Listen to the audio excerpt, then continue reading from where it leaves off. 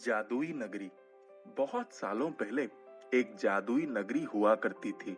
उस जादुई नगरी में बहुत सारी परियां रहा करती थी। सभी परियों की एक रानी भी थी। सारी परियां रानी परी की बात माना करती थी। सभी परियों में से एक परी का नाम सोन परी था।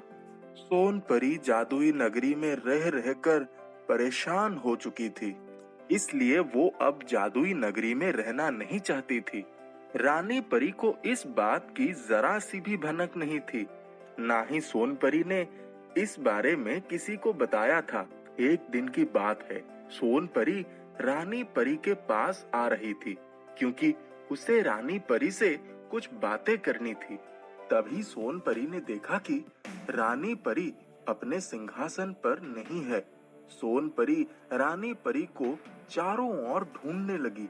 ढूंढते ढूंढते सोन परी को रानी परी की आवाज सुनाई दी। सोन परी आवाज का पीछा करने लगी और फिर रानी परी के पास पहुंच गई। रानी परी एक बहुत ही बड़े संदूक के सामने खड़ी थी और कुछ बोल रही थी। सोन परी एक कोने में छुप गई और रानी परी क्या कर रही है ये देखने लगी।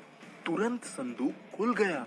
रानी परी ने अपने हाथ में एक पोटली रखी हुई थी, वो उन्होंने उसी संदूक में डाल दिया, फिर वहां से चली गई। सोन परी कुछ समझ नहीं पाई।